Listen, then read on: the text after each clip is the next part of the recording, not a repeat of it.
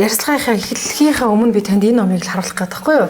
Таны бичсэн ном байна. Тэгээ надад энэ ном их удаж байгаа. Би өөрөө зорж ингээд авч ирсэн. Тэгээ миний номын санд ингээд айгүй үнэндээ байж идэг. Би өөрөө байс гэж байгаа аал уншдаг. За тэгээ надаас хүмүүс ирж бас авч уншдаг. Одоо олон хүн ирж авч уншсандаа уншчаад зарим налах болчихно. Араас нь хөөцөлж байгаа таавна. Тэгээд нэг энэ номоо яах гэж авчирсан бэ гэвэл одоо нөгөө мэржлийн буян гэдэг шиг уулзах юу тохиосных тий гар үсг нахгүй тахгүй юу? Тий. Тэгээ энэ ном нь ингээ аваад ирлээ. Нилээ илгэцсэн аваад нилээ юм үзсэн шүү тий. Олон ч хүмүүс унссан да надад шүү тий. Одоо энэнийхэн 3 дугаар дэвтрийг бичиж байгаа шүү дээ. Тийм. Бас нэг сонирн байх нь. Хизээ дуусах юм мэдэхгүй ба гэхдээ бичиж байгаа. За. Тэгээ танаар гар үсгийг авна шүү гэж. За тэгё. За нэг ийм ном. За тэгээд оюун гэрэл гэдэг энэ хүнтэй би сэтгүүлч гэдэг мэргэжлийг эзэмшээд хэвлэл мэдээллийн байгууллагад ажиллаж гиснээсээ хойш би таныг нэг ийм 3 зүйлээр мэдээд тий. Нэг нь бол парламентын сэтгүүлчээр ажиллаж байхдаа төрийн ордон таныг сайд байхад байнга яриа авдаг байлаа. Тэгээд тэр үед их олон хэвлэл мэдээлэл хэрэгслүүд одоо ингээд мэдээ авдаг болохос мэдээний яриа авна шүү дээ. Дандаа мэдээний яриа. Болуулаа зогсоод тэгэхээр сайн бас анзаарахгүй тий. Тэг ямар ч юм маш их яриа авдаг байлаа. Маш их мэдээ бэлтгэж одоо гаргадаг байлаа. Нэгт.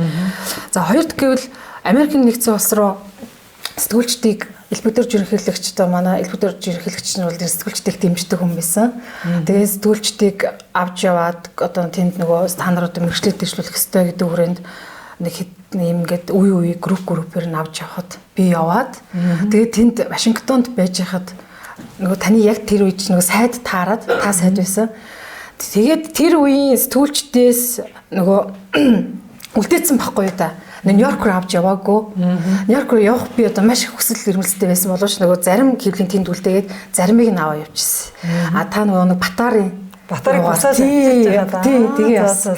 Тэгээ энэ бол Тирнозавр Батарыг та эх орондоо авчрах таны туйлын хүсэл мөрөөдөл байсан гэдэг тухайн үеийн одоо бас л том шууган болж илаа тий. Ингэж нэг мэддэг.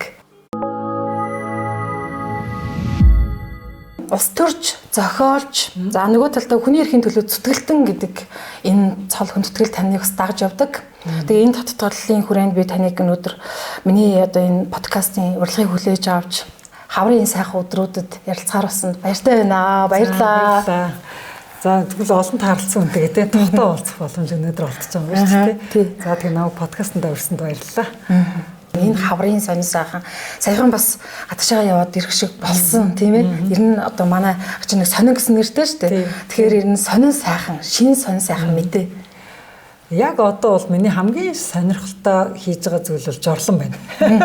Жорлонгоо өөртөө гэж ажиллаж эхлээд ер нь одоо 8 дахь хавраа яг одоо 10 дахь хавар гэдэг дуу байдаг шүү дээ. Тэр шиг 8 дахь хавраа эхлүүлэх гэж байна. Тэгээ хавар болохоор л ер нь манай иргэд бол жорлонгоо өөрчлөх ёстой байна. Одоо 100 зочид ирэх гэж байгаа. Юугаа хийнэ, яана ийнэ гэдэг ингээд яг ингээд санаа тавьж эхэлдэг. Яг энэ үе багхгүй. Жорлонгоо өөрчлөлт төслийнхэн хөдөө явна. Хөдөө очиж жорлонг тий одоо ингээ хуушрын гуан цашлуулдгаас ахуулаад тий аялал жуулчлалын бааз ажилладаг хүн жирийн одоо малчин айл гэртээ жуулчаа авдаг малчин айл гэд ер нь сонирхож байгаа хүмүүс зориулж зах зээл сурталчлах аяллыг бол хийж бид нар энэ одоо зуны жуулчны удирдлагын өгтөр ийм одоо бэлтгэл ажлыг хийж байгаа. За нөгөө нэг сонирхолтой зүйл нь бол бас нөгөө үн цэнтэй аялагчдад зориулсан, үн цэнтэй хэрэглэгчдэд зориулсан тийм үнэтэй бас тий цахилгаанаар ажилладаг тийм тансаг хэрэглэлийн бас тийм тансаг зэрэглэлийн хоорой жорлон бас авчирж байгаа. За энэ бол одоо өдрийн бодол шөнийн зүуд. Миний одоо хүн болох жорлон бодож унтаа жорлон бодож сэрдэг хүн олоод ирэх гэвэл одоо яг би байна.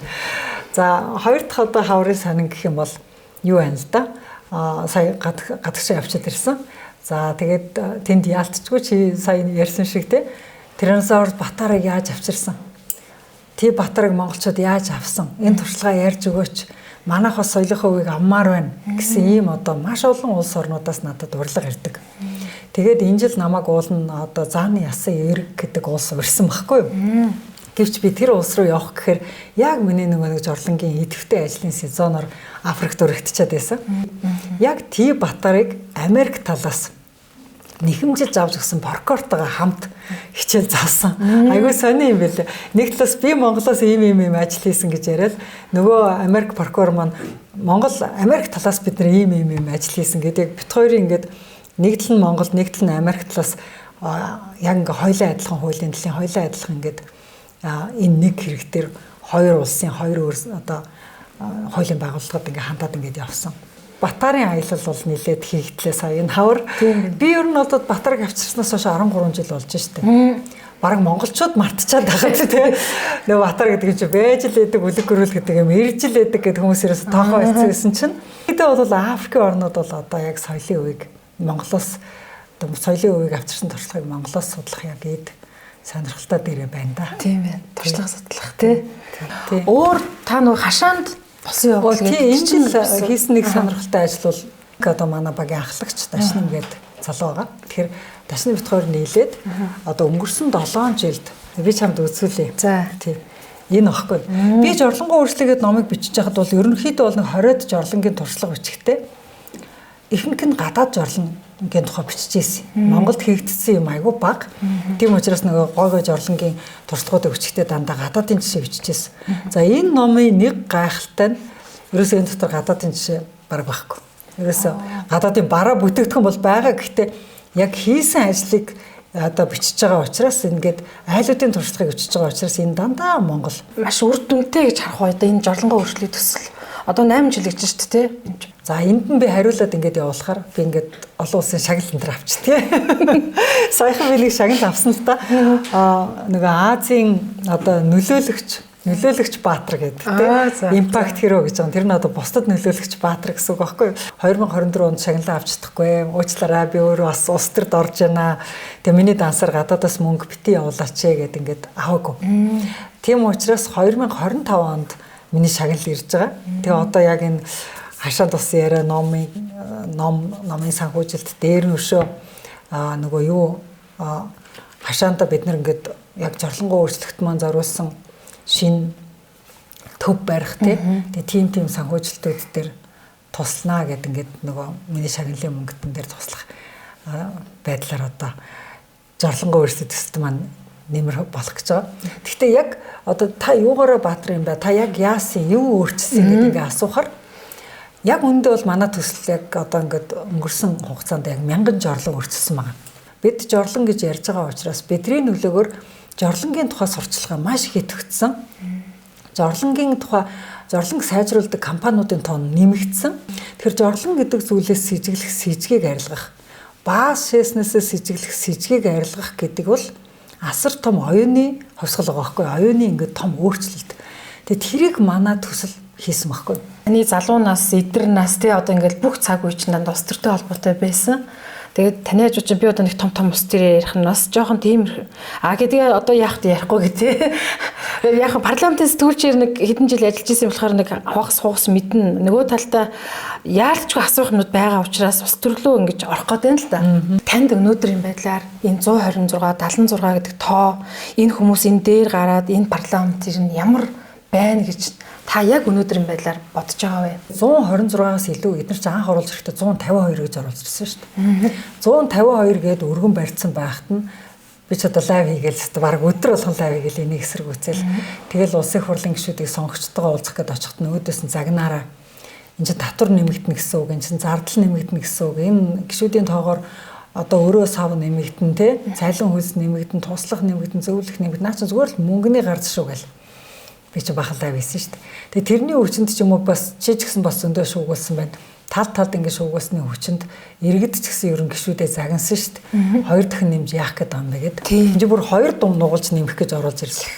Тэгсээр хагаад эднэр чинь яг хуу эцсэн нэрэндээ жаахан хасаад 152-оо 126 болгосон. За 126 болгоод ерөөсөө сайжирсан юм байхгүй. Бүр ерөөсөө сайжирсан юм байхгүй. Одоо бүр улам л муудсан. Яг тэгвэл 76 байхдаа бас ч гэжтэй ингээд бүх нам нэг өөртөө ордоггүй байсан байхгүй. Хангалттай ирэх барих хэмжээгээр сонгоод өгч хахад ганцаараа ирэхээ барьж чадахгүй. Ажил хийж чадахгүй, ажил хийж сураагүй. Тэгэнгүүтээ нөгөө дүүлээгээ адилхан нөгөө хийж чадахгүй ажил руугаа чирээд за нөгөө сөрөг хүчин болох гээд ард түмний саналыг авцсан аваа нэг хүчтэй сөрөг хүчтэй болчлоо доо гэж сонгогчд саналаа өгöd дуусангууд нөгөө сөрөг хүчин болох одоо гол сөрөг хүчин болох арчсан нам хүн нам хоёр нь хадгаа бариад очиод тэнд эрх баригч болцсон. Би бол одоо энэ парламентод бол үнэхээр сөрөг хүчин байхгүй, эрх баригчд нь хонь хорог нийлцсэн, ард түмний сонгоод өгсөн сонголтыг уландаа гიშгдсэн, засаглалыг бол дээд зэрэгээр нулимчсан, засаглалын бүр ямар ч замбраагүй байдалд орсон. Тэгээ замбраагүй байдалд орсныг нь ерөөсөө илчлээд хилдэг хүн парламентод бас байхгүй. Хэвлэлийн эрхчлөөний тухай хуулийг өргөн барьсан гинэ. Хэвлэлийн эрхчлөө гэдэг чинь одоо тусдаа одоо иргэний засаглал үсттэй. Та нарын одоо чөлөөттэй өрөвдөх засаглал. Гэсэн та нарыг яах тухай хуулийг засгийн газар өргөн барьсан гинэ. А гэтэл та нар чинь засгийн газрыг хянах институт шүү дээ. Тэгэхээр засгийн газар өөрийгөө хянах институцийн тухай хуулийг өөрөө өргөн барьж болохгүй байхгүй. Хүн хүчээ ажилуулад хэвлэлийг яаж ажилуулахыг удирдаа зохион байгуулаад зургийн зураад төслийн бичээ сууж яах гэдэг чинь өөрөө засгийн газар хэвлэлийг хянах асар их сонирхолтойгоор тэр өргөн барьж шít. Өөртөө нь хянах ёстой хэвлэлийн эрхчлөг яаж зохион байгуулах вэ гэдгийг та нар бичиж оруулж ирэхгүй. Та нарын энэ хуулийг бид хилцэхгүй гэдээ унгаах ёстой байхгүй юу? 126 яасан. Хилцэх нь зүйтэй гэдэг ингээд канапад тарцсан байгаа байхгүй юу? Эндээс л юу гэж харагдаж байна нөхөр энэ бол парламент биш байна. Олигтой парламент бол чадсангүй. Бантан болжээ гэж ингэж харагдаад байна шүү дээ. Өөртөө ч нөгөө манараа нь гараагүй. Ер нь бол хэвлэлийн алба буюу spokesperson гэдэг зүйл бол байдаг. Spokesperson гэдэг чинь хэвлэлд мэдээлэл өгдөг их сурвалж байхгүй. Тэгэхээр зэрэг одоо шүүхийг төлөөлөд нэг хүн их сурвалжийн мэдээллийг өгч болно. Тэгэхээр одоо хэвлэлд их сурвалж болох мэдээлэл бэлтгэдэг хүнийг бол мэдээллийн ажилтан гэж хэлдэг. Харин тэд нар контент бүрдүүлж эхлээд те хэвлэлийнхний гаргах ёстой контентыг өөртөө гаргаж маргаад эхлэх юм бол тэр чинь хэвлэл мэдээлэл хэрэгсэл болчихж байгаа байхгүй. 126 дээр бол та маш сэтгэл хангалуун бус байна. За ер нь тэгээд ирээд ч гэсэн тийм байна да одоогийн байдлаар. Тэгжээд л орон нутгийн сонгуул араас нь боллоо. За орон нутгийн сонгуул дээр би одоо тантай ярилцж байгаа их нэг талц садаг юм биш үү? Та хотын дарга болёо гэл ингээл болмоор байна гэл те ингээл зэрэглээд хэрэгцсэн шүү дээ. Тэгээд эмэгтэй хүн нэрээ бас их ажигч арай өөр зүйлийг хийх юм болоо гэж бодож илаа. Ер нь орон нутгийн сонгуулийн тухайд.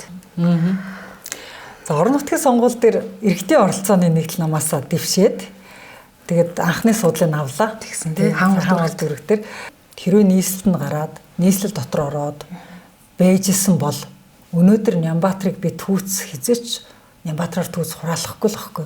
Би тэр нийслэл дотор Нямбаатрын өмнө баг тэрийг чарлж байгаад би та нараста инг миний тэр наддыг өр гიშгэж байгаа та нар иргэдийн өмчөнд халт гэж ингэж урд нь одоо машиных нь урд хөвтгөөсөн байхгүй. Одоо зүгээр шууд зам дээр нь та нар үнэхээр түүц нурах гэдэг юм бол тэгвэл та нар инг гэдэг.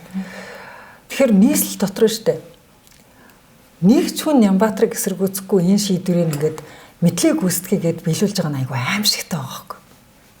Би бол газрын албаны байцаагч дүүргийн засаг дарга нар ингээд нийслэлийн засаг даргын ажлын албаныхан дотор бүгд ингээд зомби болцсон юм шиг тийм надад сэтгэл төрж байгаа байхгүй. Эдгээр дотор ягаад эсэргүүцэх ягаад нэг ч хүн байхгүй юм бэ Энэ бүх түүцнүүдийн чинь бүгдийг хот зарсан шүү дээ. Иргэдэд. Ерөөсө хүн өөрөө нэг сайн дураараа хүн дэлгүүрээс очиж нэг ч түүц авч нэг ч одоо хүн зөвөр хуваарь кран тавиулж тэгж түүц тавиагүй байдаг байхгүй. Бүх түүц чинь зарагдсан байдгийг улсаас бүх түүцний чинь зөвшөөрлийг дургуй тухай үед өгсөн байдгийг бүх хүмүүс хэрэгтэй газар нь хэрэгтэй юм зарна гэдгээ анханасаа тохирсон байдаг байхгүй. Тэг яагаад нэг хүн өдрийн дотор иргэдтэй мянган иргэн яхаараа ардын тайсан болчтгийг. Яагаад тэр мянган иргэнийг хоолгүй болохын тулд түүцгүй болохын тулд бүгд тэр ингээд яг нэг хүний командир ингээд машин шиг хөдөлж байгаа. Тэр айгүй аимшигтай.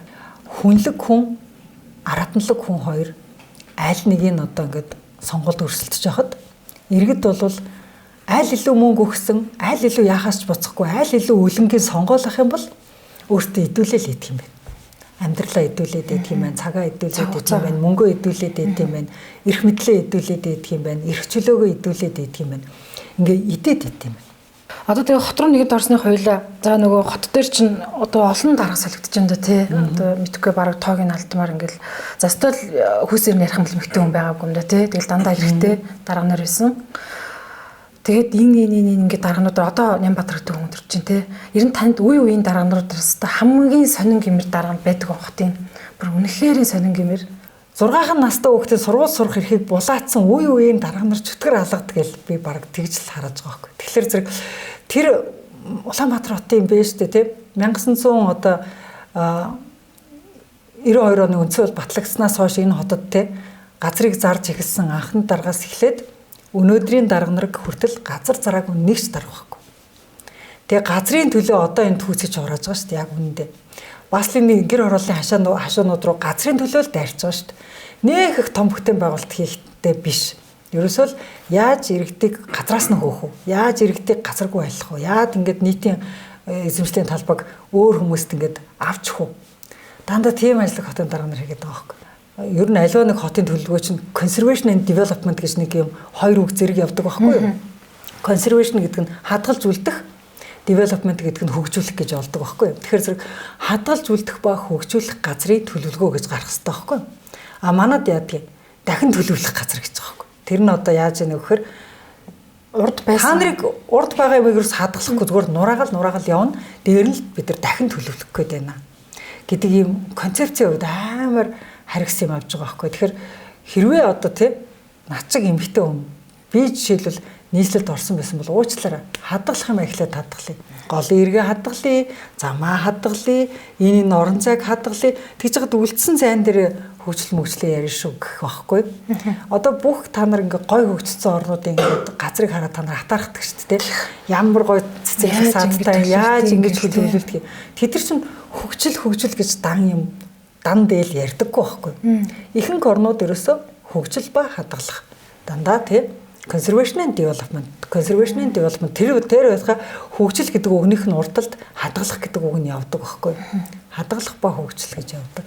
Тэгээ Улаанбаатар чинь зөвхөн дарангуйлын хот болчиход байна шүү дээ. Ямар ч ардчилсан юм байхгүй.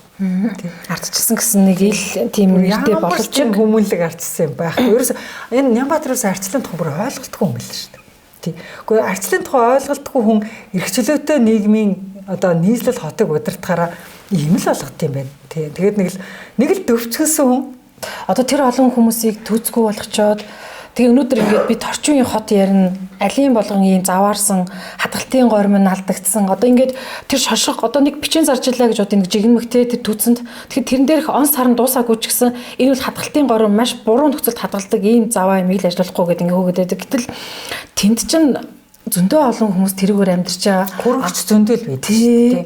Дээр нь түүцийн холбооныхан энэ түүц дотор чинь бол хаана хөрөгчтэй явах юм хаана одоо өөр юм тавих юм хаана тогоо залгах юм стандартаа гаргаад өгч. Бид нар тэгэл яг хадгалтын горимд чинь таарсан юм а байлгаал яг байлгаж болох юм шин байлгаал байлгаж болохгүй юм авах болчих.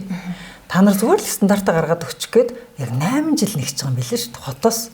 Нямбаатарын үндсэн ажил бол түүц нураах биш түүцийн стандартыг батлах байхгүй. А гэтэл Нямбаатар үндсэн ажиллаа хийхгүй төвчгөнж жагаад ингээд баахан айлын амьдрал сүрүүлж байгаа байхгүй. Одоо энэ хятадд маш олон хөгжөөдтэй мужууд за таавал Америкийг бол сайн мэднэ. Америкийн одоо маш олон мужуудад тэгэл Францад, Европын орнууд төвц тэгэл гар дээрээс худалдаа тэгэл тэр нөгөө хоол тий шууд ингээд гудамжинд шууд ажиллаж тэр хоол тийм байж шүү дээ. Хүн байгаа цагт хэрэгцээ байдаг байхгүй юу? А хэрэгцээ байгаа цагт нийлүүлэлт байдаг байхгүй юу? Тэгэхээр ямар хэрэгцээ байна тийм нийлүүлэлт байдیں۔ Жишээлбэл хүн буудал цагаан цаас худалдаж авч дийлэхгүй хүн байдаг. Нийгэмд тийм хүн байгаа шүү дээ. А гэтэл тэр хүмүүст ингээд ширхгээр нь цагаан цаас юм аа гэдэг ингээд ширхгээр нь мөнгөөр өгдөг хүн байж болно шүү дээ. Тэгэхэд тэр хэрэгцээ байж л яддаг байхгүй. Тэгээ хажууд нотратын газар үйж яадаг. Нотрат руу ороод одоо нөөрөгдөл биччихээ гэхээр цагаан цаас байдгүй. Тэгээ цагаан цаас аваа гэхээр түүцэнд байж л яддаг байхгүй. Нэг ширхэг цагаан цаас маяг л өгөл байж яадаг. Баянгаасаа ядуу хүртэл угаасаа ингээд солонгын 7 өнгө шиг ингээд солонгороо байж байгаа учраас тэр худалдааны нийлүүлэлт нь солонгороо л байж ах хэрэгтэй байдаг байхгүй. Тэгээд энийг үзье ядаад байхыг би хараад бүр гайхаад байгаа байхгүй. Олон хүн болцсон учраас бараг цөөлий. Бараг тийм муухай юм бодоод ш тэр үн чинь. Олон машин болцсон учраас машинд номер өгөхгүй л гин. Олон хүн болцсон учраас түүс ажиллуулахгүй л гин. Энд чинь ямар ч логик байхгүй штэ. А гэтэл бусад хотууд ер нь яаж ажилдаг вэ гэхээр хүн олон болох тусам олон хүндэд таарсан одоо илүү хүртээмжтэй үйлчлэгийг нэмэгдүүлдэг. Бараг түүцийг нэмж явах хэрэгтэй байхгүй юу? Хүн олон болсон юм чинь түүцээ нэмээ. Хүн олон болсон юм чинь тэр олон хүн амьдарч байгаа газараа түүцийг бүр илүү нэмж тавья. Энд тэр гэж явах хэрэгтэй байхгүй юу уулна те. Яг жинхэнэ утгаараа тэр хүн олон болцсныг мэдээд байгаа юм бол хот чинь хүмүүс онширгдсан хүмүүс өөртөө ивэ болоод амьдардаг тийм зүйлийг л хот гэдэг байхгүй. Тэгэхээр хот өөрөө томорж ийн гэдэг чинь хот дотор эдийн засаг байна гэсэн үг, хот дотор мөнгө байна гэсэн үг, хот дотор ажлын байр байна гэсэн үг. Тийм учраас нэмэгдээд идэг байхгүй. Яг манай Монголтой адилхан уултай одоо дээшээ доошоо тийм ингээд тал талаасаа уулаар хавчигдсан тийм газруудыг олддог гэх юм бол хүн амын хувьд бол манай Улаанбаатараас илүү л байна гэхээс дотоо биш. Жишээлбэл одоо Улаанбаатар хотын одоо Sister City гэж ярьдаг юм л да тий. Шиф хот. Америкт байдаг шүү дээ. Денвер гэдэг хот. Урдаа яг бид нар урдаа богд хаан уултаа бол Денвер хот урдаа Rocky Mountains гэдэг айгу том уултай. Тэг яг Улаанбаатар шиг ингээ уулын ард байрладаг. Тэгвэл Денвер хот бол 2.9 сая хүнтэй. Улаанбаатар бол 1.9 сая хүнтэй. Яг адилхан одоо би энэсээ сурахаар хот байгаа байхгүй. Тийм тэгэхэд хүн амын хувьд бол манахаас 1 сая илүү хүнтэй мөртлөл манайхан хүн олон болчлоо гэдэг түүцэд нураж байгаа юм ерөөсөө байхгүй. Сурмаар байгаа бол Денверээс сурчмаар байгаа байхгүй. Денверт чинь боломж маш их байдаг шүү дээ. Тэгээд дээр нь одоо Лос Анжелес юм тий. Хүмүүс бүгдээ Холливуд энэ төр гэдэг нэг мэдэн шүү дээ. Лос Анжелес чинь бас энэ талдаа айгүйх юутай шүү дээ. Уултай. Нөгөө тал руугаа ингээд далаагаар хашигдсан.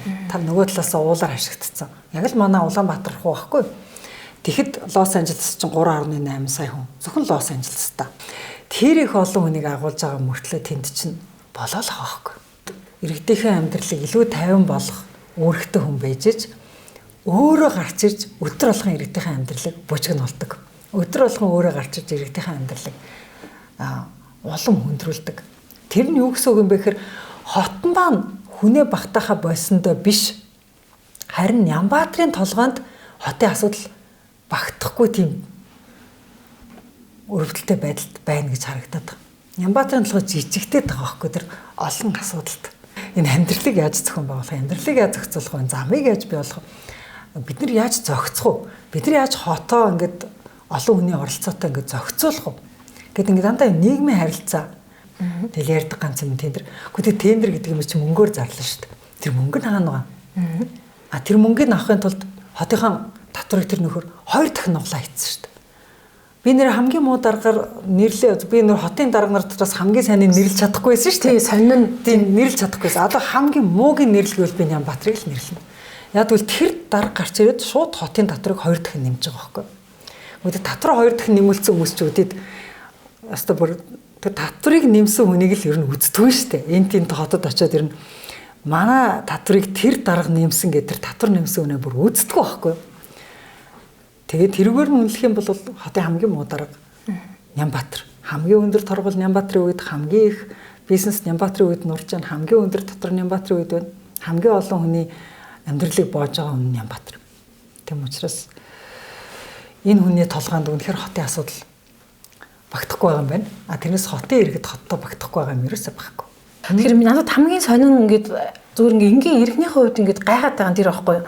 2 сая ч хүрэхгүй энэ хотоо яагаад ингээд зэгцлээд энэ сайхын иргэдээ ингээд гоё тайван амьдруулж болохгүй байгаа юм бэ те? Нэг хотын дарга нь яагаад гарч ирдэг нь хийж чадахгүй байгаа юм бэ гэдэг асуултыг би танд нөгөө тэр олон орноор явж нүд тайлж үзсэн хүний хувьд л одоо жишүүлж яриулах гэдэг байгаа байхгүй юу? Энэ ерөөсөө өсөхгүй байгаа юм биш үү? Эднэр ингээд байгаа. Энэ төвчрэл гэх мэт ийм том асуудлыг дайландуулаад айгүй тийм нөгөө их мөнгийг одоо төсөөс ч юм уу гаргуулж аваад одоо зээлэр ч юм уу гаргуулж аваад тэгээд тэрнээсээ цавчихын тулд асар бүтэхгүй асар том төсөвтэй том юм руу дайрдаг байхгүй. Гэтэл төгсрөл энэ гэдэг асуудал чинь ганц том одоо метроны 3хан буудлаар шийдэгдэхгүй чинь олон салаа жижиг замуудаар шийдэгддэг. Олон замын коридороор шийдэгддэг. Энэ тэндгүй ингээд боломжийн бага өртгөөр замын коридорууд гаргаж иж шийддэг ийм асуудал واخгүй. Мөнгө идээ сурцсан хүмүүс яадгүй гэхээр дандаа тийм үл бүтэх том юмыг л ярьдаг. Үл бүтэх том юмыг ярих тусмаа тэр нь угаасаа үл бүтэх учраас тэр нь цаас болол замхардаг. Цаас болол замхрангууд тэр цаасны мөнгөн дээр хэдэн тэрбумыг төсвөөс тавиад тэр цаасныхаа мөнгийг идэл дуусаал тэгэл байждаг. Хотын тээврүүд чинь бүр янз янзаараа цаас болж замхарсан. Тэгээд одоо энэ метро гэдэг нэг том цаас явж байна. Тэгээд За тэгэл үйлдвэрлэлийн тэнтгүү том баригдаагүй мөртлөө том цаас болоод явсан зөндөө төслүүд байдаг. Хиймэл дагуулгын төслөө шүү дээ. Тэрийг унгаагүй байсан бол улсын төсвийг хэд дахин одоо нуглах тийм хэмжээний мөнгөийг бид улстай оруулж ирэх байсан юм аа гэд ингэж яриад байгаа байхгүй. Тэгээд нөгөө талдаа энийг чи сайн ойлгохгүй хүмүүс бол нэрээ бас тийм багтаач гэмээр ингээ эргэлзээ төрөд байгаа. Том мега төслүүд дандаа ингэж чагсаж, цуглаж, эсвэл сойжлоор ингэж бөмбөгдөж ингэж буруу талаас нь тайлбарладаг гэд. Тэр ганц хэрэг хиймэл дагуул тэр сансарт байлаа гэд Монголд ашигтай юугүй юу? Тэр чинь одоо дэлхийг ингээд тойрж хооронд тий одоо Монголд ингээ өдөржингөө 24 цагийн турш тэр чинь хангаж дийлэхүүгүй юу? Тэрний чинь хажуугаар бид нар энэ сансрын чимийг яг тэр гаргасан мөнгөө бид нар хизээ босааж төлж дийлэх үү?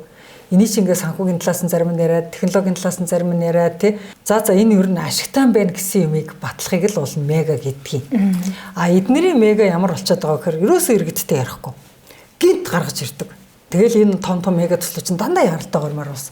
Яралтай горм гэдэг чинь өсөө юм бэхэр иргэдээс асуухгүй, иргэдийн саналыг сонсохгүй, иргэдэд учрах зовлон бэрхшээлийг сонсохгүй. Зовлон бэрхшээлийн ерөөсөө нүдээ анжгаад даарна тий. Зам садаа болоод байгаа хүмүүсийг зөвхөн бизнестэй юутай хайтан нэртэй төртэй юутай хайтан арчиж байгаад энийг хүчнэдэж хийнэ гэж тэгжэл оруулж ирж байгаа байхгүй. Нямбатар үнэхээр хүнлэг байхад нь бид тэр үнийг аратан гэж ярихгүй шүү дээ. Тий. За тэгжэл нөгөө долларын ханш гээд нөгөө хит хэдийн бацгаа дээл яг л хоёулынхын ярьж байгаа цаг чинь бас нөгөө 30-40 минут л учраас энэ айхтар улс төрийн том юм глобал юм нэж одоо багтаан бас хэцүү тийм ээ. Тэгэхээр гол хүмүүст хэрэгтэй юм долларын ханш байна. За тэгтэл татвар одоо нэг жижиг дунд бизнес эрхэлж байгаа нэг юм фитнес ч гэдэг юм уу эсвэл нэг гоо сайхны ч гэдэг юм бизнес эрхэлж байгаа хүмүүс одоо баг унж байна. Ерөөсөө яг дампуурлаа. Яг одоо зогслоо гэдэг ингэж байгаа байхгүй. Хотын дарга чи үнэхээр ингэж муу ажиллаж байгаа маа гэхэд яг зогсолт хийхгүй байгаа юм бол би оюурд нь огцоргээ бүр ингэж агсан шүү дээ бүр ингэж оюурд нь огцоргээ бүр нэрийг марьж чад. Яагаад энэ оюурд нь огцор гэж шаардж байгаа гэхээр ер нь альва засгийн газрын дүнг ард түмнийх нь амьдралаар л тавьдаг байхгүй. Тэгэхээр оюурд нь гэдэг хүний ерөнхий сайд хийх 6 жилийн дотор ард түмний амьдрал бүр зүгээр ингэж голгуур дээр гулгаж байгаа юм шиг урдж байгаа байхгүй. Тэгэд ер нь альва одоо засгийн газрын бодлого яаж өөрчлөгддөг вэ гэхээр ерөөсөө оюурд нь байж байгаад энэ засгийн газрын бодлого өөрчлөгдөнө гэж байхгүй. Сайд нь гинт оюурд нь гинттэй ард түмэн чи ядуу байна гингүүт за би тэгвэл бодлогоо өөрчлөлөө гэж хэлэхгүй байхгүй. Ард түмний амьдрал ингэж их уруудаад ядуурл ингэж эрчтэй нэмэгдээд те ингээд бизнесүүд ингэж эрчтэй ингэж хаалгаа барих шат руугаа уруудж байхад тэр хүн одоо би гой болгож чинь гэж яриад байгаа байхгүй. Өөрөөр хэлбэл нөлөөт толинд хардсан юм шиг ингээд өөрийгөө ингээд гоё юм хийж гэнэ гэж хараад байгаа байхгүй. Тэр чинь өсөг юм бэхээр дарга та аюу гоё юм хийж гэнэ. Дарга таастаа лааж гэнэ гэж алга ташдаг, долоодог, худлаа магтдаг хүмүүсээр тойрон хүрээлэгдсэн байгаа. Тийм вакуумчдсан шинж тэмдэг аюу хурц илэрж байгаа байхгүй. Ард түмний амьдралын тухай сонсохыг ч хүсэхгүй, олж харахчгүй угаасаа тансаг ертөнцид л вакуумчгдсан байгаа байхгүй тэр хүн. Тэгэхээр зэрэг одоо Нямбатар огцрохгүй байгаа шалтгаан бол оюурд нь Нямбатарыг аюу гоё юм хийж байгаа гэж бодож байгаа. Өөрөө бас тэгтлээ вакуумчдсан, Нямбатар нь вакуумчдсан заяа. Тэгээд энэ хоёр ч хоёлаа ингээд нэг өөрийнх нь хөөсөн дотор амьдраад байна шүү дээ. Тэгээ сая дулааны үнийг нэмнэ гээл те. Тэгээ одоо эдгээр бүр ингээд амьдралаас бүр үнэхээр тасарцаагаас тогны үнийг 30% нэмнэ гэчихэд 3 дахин нэмсэн. Тэгчээд 3 дахин нэмээгүй 30% нэмсэн гэд бүр ингээд зүтгээд байгаа. Шалны халаалтаа болоод ингээд нүүрсээ буцаж түлээд тэгээд нүүрсэн халаалтандаа орчоод тэгээд үлдсэн төлбөр нь 80% багаад байгаа байхгүй хүмүүсийн чинь тий. Тэгэхээр зэрэг ингээд нөгөө иргэдийн амьдралыг тогоор сая амар савлууллаа. Одоо дулаанаар дахиад савлууллаа. Тэгчээд тэрэндээ сэтгэл ханахгүй дахиж нэмнэ гэдэг байгаа. Тэгчээд тэрэндээ сэтгэл ханахгүй татврын нэмж байгаа. Тэгчээд тэрэндээ сэтгэл ханахгүй нийгмийн татгалын нэмж байгаа. Тэгчээд тэрэндээ сэтгэл ханахгүй хийж байгаа үлдсэн бизнесийг чинь хураана гэж байгаа. Хаана гэж байгаа, бооно гэж байгаа. Яг тэг яаж амьдрах гэдэг. Аргентины араас орж байгаагийн нэг жишээ нь юу вэ гэхээр тэр долларын ханш байхгүй. Долларын ханш одоо түүхэн дээд хэмжээндээ хүрчлээ. Шалтгаан нь юу вэ? Гадаад худалдаа хийж чадахгүй. Урд нь зүгээр нормалны хийжсэн нүүрснийхээ 8-ыг бүгдийн ихэнх нь бартер болгоо хийцэн. Мега төсөл ярьж солиорч байгаад бүгдийг бартер болгоод хайцсан. Тэгээ доллар нь орж ирэхгүй. Доллар нь орж ирэхгүй. Тэгээ доллар байхгүй болцохоор чинь тий одоо долларын ханш чинь чангараад доллар нь ховордоод тэгээд төгрөг чинь сулрдсан байгаа сте. Тэгээ ингээд төгрөгнийх нь ханш нь бүр унчихсан.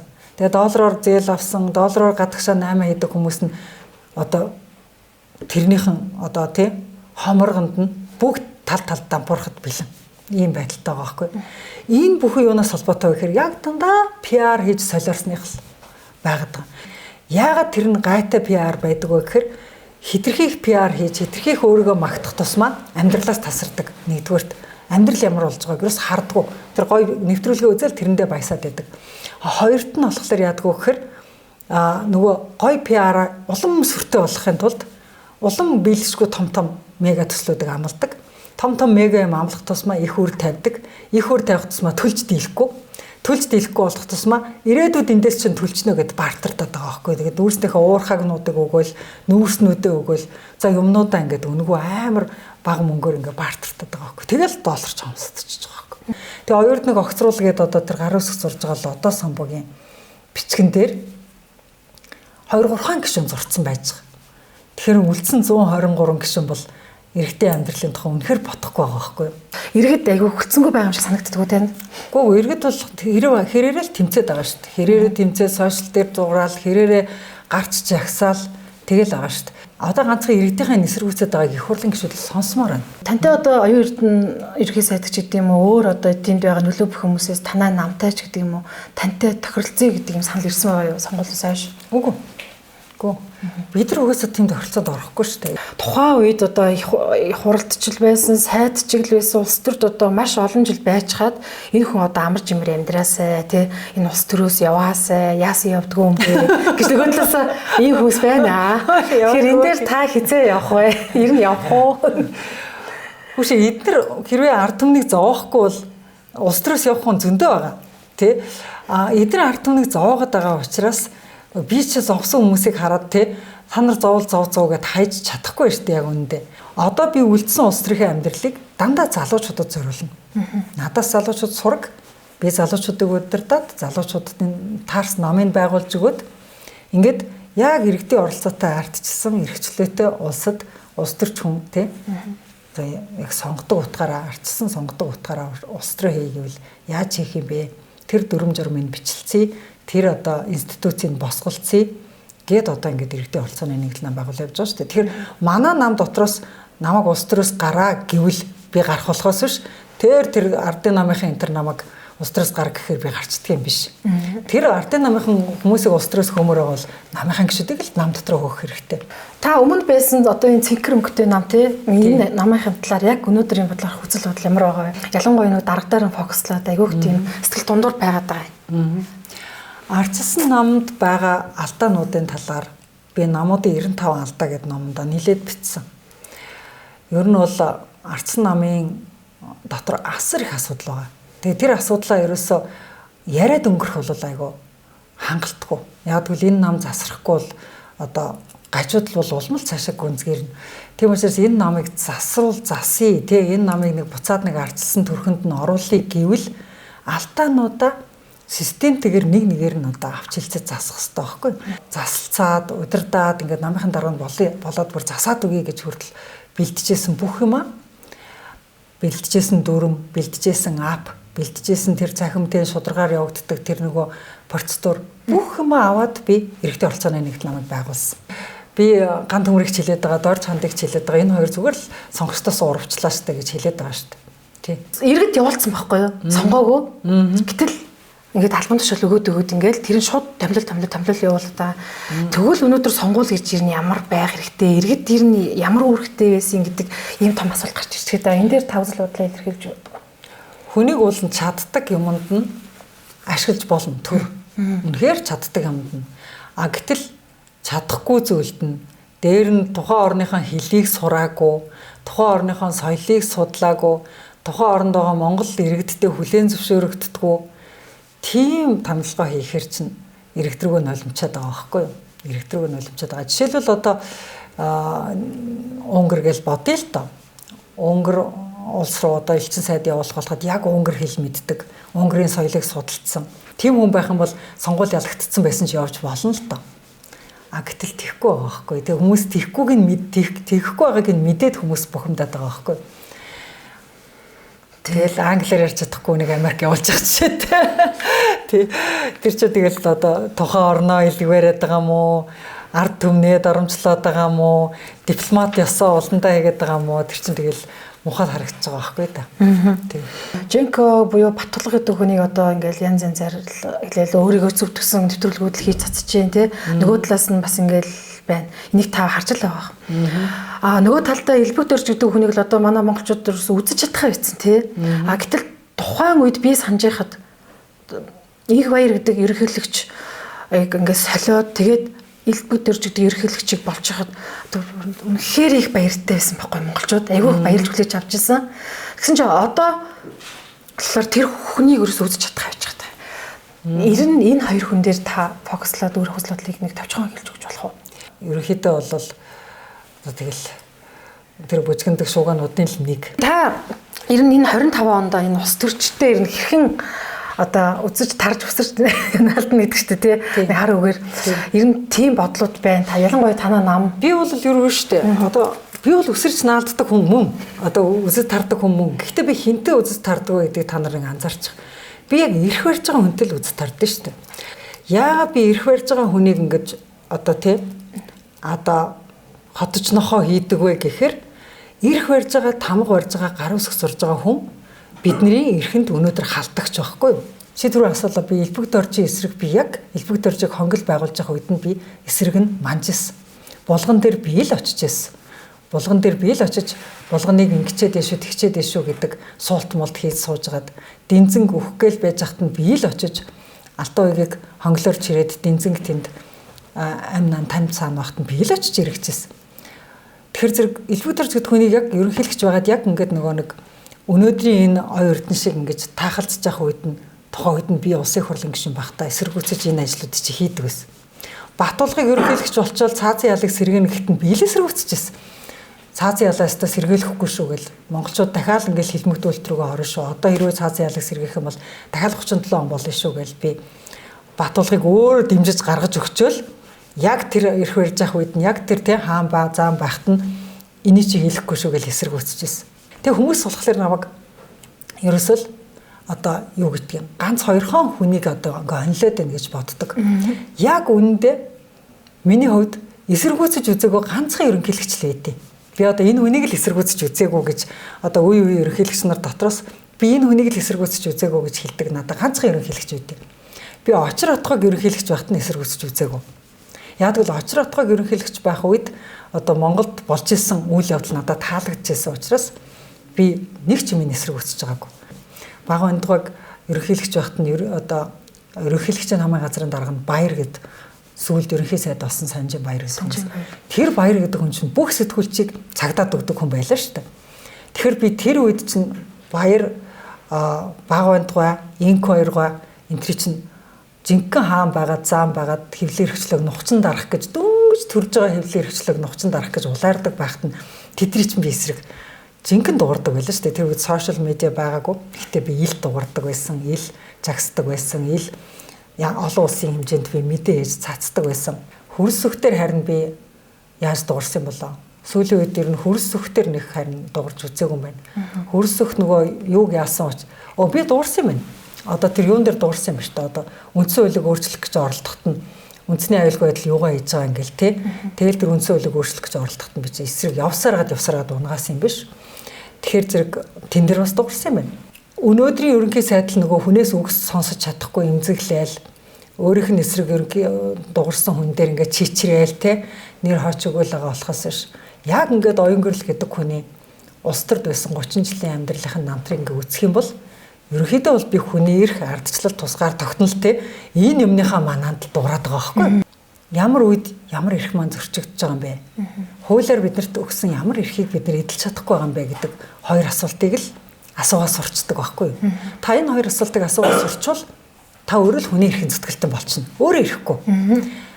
Жишээлбэл хүүхдүүдийн маань ямар эрх миний тойрог дээр зөрчигдөд байгаа юм бэ гэж би бодчихгоот тэр өндөр байшингуудын дунд улсын сургууль байхгүй байгаа нь энэ хүүхдүүдийн үндсэн хуулиар олгогдсон эрхээ эдлэх нөхцөл байхгүй болгочихж байгаа юм байна. Хаанвал дүүргийн иргэдийн хурлын төлөөлөгчийн хувьд төлөөлөгчийн бланкн дээр би уучрал сайдад захиа очиад манай дүүргийнхэнд сургууль байхгүй байна. Энэ удирдлагын академийнхаа нэг хэсгийн чамаагүй баг сургууль болгоод энэ ойрхон газар хүүхдүүд нэг сургууль сурах бололцоог нь хангаад өгчөөч. Энэ одоо улсын таны мэдлийн сургууль байгаад байна. Энэ дэр зайдалбаа гаргаж өгөөч гэдэг. Энэ сургуулаа баг сургууль болгоод өгөөч гэдэг захиа бичсэн. Хар цагаан хариу байхгүй. Гэтэл одоо засгийн газрыг хэрэглэх газар чинь бүх сайд нарын сахилга батыг хангадаг уулын гол одоо дарга шүү дээ. Тэгсэн мөртлөө уучрал захианд хариу өгч чадахгүй 4 сар болж байгаа байхгүй. Тэгжэл ерөнхийлөгчийн сонгуул гэдэг нэг дуулаа гарч ирж байна л да. Эхнээсээ Батүл мүүлгэл ингээл нэрүүд ер нь гарч ирж байна. Энэ ерөнхийлөгчийн сонгуультай ер нь таны үзэл бодол ямар байгаа вэ? Одоо ингээд нөгөө нэрсүүд ингээд эхнээсээ дуулдаад эхэлж штэ. Энэ дээр манай иргэдийн оролцооны нийтлэл нам парламентд судалгүй учраас бид нар бол яг одоо бол ямар ч байр суурь илэрхийлэхгүй. Энэ парламентд судалтаа 6 нам энэ дээр байр сууриа илэрхийлээд хүнээ нэр дэвшүүлээд хүнээ гаргаж ирээд өрсөлдүүлэх эрхтэй. Тэд нар эхлээд эрхээ эдлэг харъя. Тий гэж байгаа л дараа нь сонгох юм байна уу харъя. Тэрнээс биш болдгоороо болох нь ойлгомжтой. Ерөнхийлөгчийн сонгуул болдгоороо болох нь ойлгомжтой. Гэхдээ надад бол тэр ерөнхийлөгчийн сонгуулиас өмнө энэ иргэдийн амьдрал ийм болчиход байгааг мэдрэх хүн хэд болох нь вэ? Энэ улсын хурлын гишүүд дотор иргэдийн амьдралаа мэдэрдэг хүний тоо нэмэгдэх нь үгүй юу? Тэр л надад аягүй сонирн байна. Ер нь чөлөө цагаа одоо энэ стресс, энэ бухимдлаа яаж тайлж вэ? Одоо таны тайлд гол ерөөсө балет уу? Балет яаж хөлсөн урсгаал жоохон хөлсөн урсгал бол 7 хоногт 2 удаа балет. 2 удаа тэгэл өглөөний 6 цагт босоод тэгэл 8 цагт очил балетанда цаг 30 минут явхад бол хангалттай хөлрөн, хангалттай булчингийн дасгалаа хийн. Маш гоё стресс тайлагдана. За тэгээд мэдээж хэрэг номоо бичнэ. Номоо бичгийн тулд гоё судалгаа хийж түүх уншина. Тэгэхээр зэрэг нэг өөр орон зайд өөр цаг хугацаагаар аялж байгаа юм шиг тийм гоё тийм сэтгэл төрнө. За тэгээд мэдээж хэрэг кино үзнэ, тэ ном уншина, дуу сонсно. Тэгэл найз нөхдөдөө уулзна. Тэгэл стрессийг бол тэгэл яг хүн яаж гаргадаг тэгж гаргана шүү дээ. Нэг бүлийдэх гэд нэг юм байдаг шүү дээ, бүлий гээл хүнийг нэг унах гэдэг нэг юм албаар. Тэр юм дээр нөгөө таны хүүг ингээд холбосно л да нэг хэсэг. Ер нь одоо хүүхийнхэн талаар яриач гэвэл ер нь ярих та нэг ер нь тэр нэг буруугаар ингээд ингэх гээд нэг юм хэсэг хүмүүс. Гэтэ одоо бол амжицсан. Тэгэл нэг юм болонгууд л гаргаж ирэх гэдэг те. Ээж нь хүүдээ хайртай шүү л гэж хэлээ. Би ч бол хүүдээ хайртай шүү. Охиндоо ч хайртай. Охинхоо хоёртоо тэгээд миний охинхоо хоёр бол улс төрчөөний үр хүүхэд. Яг хөө тэгээд улс төрчөөний үр хүүхдийн амьдралын зах зохийг харж ил явна, үзэж ил явна. Гэхдээ яг хөө тэгээд эндээ хатуужж явууз. Тий. Монгол улс муухай, Монгол улс хэцүү, энэ хөр шороонд амьдрахгүй гадшаа яв те, гадаад хэл сур, англи хэл сур, ерөөсөө л төгсөөд яв гэдэг ийм эцэгчүүд олон байгаад байна л энэ имэнэл юм шиг харагддаг надад. Мэдээж гадшаа явж галуу шууны мах идэж газар үзэх ёстой. Гэхдээ эрэгт чинь их орончин хүлээж авна шүү дээ, тийм ээ. Тэгэхээр энэ асуултаар хоёлаа ярьцгаа. Тий, ер нь бол би Монгол залуучуудаа хөдөө авч үзээсэй. Хөдөө очиж жинхэнэ монголоороо тий хөрс шорооноос энерги аваад агаар салхинаас хэмрээ аваад тэг би чи ийм гоё оронд амьдарч байгаа. Би чи ийм гоё орны эрхчлөөтэй иргэн шүү дээ гэж тэр эрхчлөөгөө хаяа нэг очиж тэгж нэг эрхчлөөний саунд сууж байгаасаа гэж бодож байна. Манай одоо Улаанбаатар хот заримдаа бухимдал хэтэрхий их байдаг.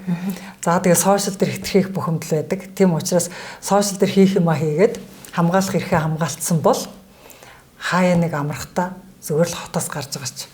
Хотоос гараад зүгээр сайхан эрх дураараа Монголдо нэг сайхан тэнж байгаа ч л гэж хэлмээр байна. Би яагаад энийг хэлж байгаа юм гэхээр би аях олон орноор явж үзсэн. Ямар ч гоё оронд очиод яг ингээ хөдөө явахад ингээ дуртай газараа майхнаа бариад амьдэрдэг газар байхгүй. Бүх газар ингээ тэлээгээд гоё ноороо байж идэг. Одоо жишээл Америкт очих юм бол хачин гоё штэ. Байгаль бол хачин гоё штэ. Гэхдээ замаас гарч майхан барих эрх үйдгүү. Хэдэн мянган га газар харагдаад байдаг. Тэгсэн мөртлөө тэнд хээр хонох эрх байдаггүй байхгүй. Ямар нэгэн байдлаар заагаагүй газар байж ах юм бол тэгэл одоо тэгэл торгуулчин $1000-оос л эхлэн штэ тий. Тэгэхээр зэрэг нөгөө яг ингээд тааваараа амьдардаг орон дэлхий дээр ер нь баг Монголоос өөр байхгүй. Миний л очиж утсан газар ер нь тааваараа амьдардаг орон ерөөсөй байгаагүй. Тийм учраас тааваараа сайхан амьдардаг энэ Монгол орныхоо энэ бэлчээр энэ би одоо энэ тэнд очиод лекц уншихаараа хамгийн түрүүнд Монгол орн 800 жил одоо тийм Чингис хаан одоо Монгол орныг анх одоо улс болгож Монгол гэдэг нэр өгж энэ улсыг авч ирснээс хойш огт өөрчлөгдөөгүй нэг бодлого бол манай газрын бодлого гэж ярьдаг байхгүй. Тэгээд тэр нь одоо бэлчээрийг бол бүгд хувааж эзэмшнэ. Тэгээд бэлчээр бол бидний одоо нийтийн өмчөө. Тэгээд нийтийн өмчийн бэлчээрийн газар бол Монгол хүн бол дуртай газараа гэрээ бариад амьдардаг. Энэ нь манай Монголын хааж байхгүй хамгийн том газрын бодлого гэж ярьдаг байхгүй. Тэгэхээр зэрэг ийм газрын бодлоготой улс бас дэлхийд тэр байдаг юм уу гэл. Тэгээд яг үнэхээр энэ гоёо бас мэдрээсээ, энэ улсынхаа гоёыг мэдрээсээ. Тэгээ улстай хайртай байгаасаа, өөрсөндөө хайртай байгаасаа, тэгээ эрхчлөөндөө хайртай байгаасаа гэж бодож байна. Тэгээд эрхчлөөндөө хайртай байхад бол эрхчлөөнд тэмүүлсэн хүмүүс эргэл Монголд ирд юм да. Тэрийг л хэлмээр байна. За баярлалаа танд. 2025 онд нь гэгэм сайхан бүхнийг хүсье. Тэгээ эрүүл энх байгаарай тий. Энэ улс төрийн төлөөх энэ бүх ажилд нь амжилт хүсье. За баярлалаа.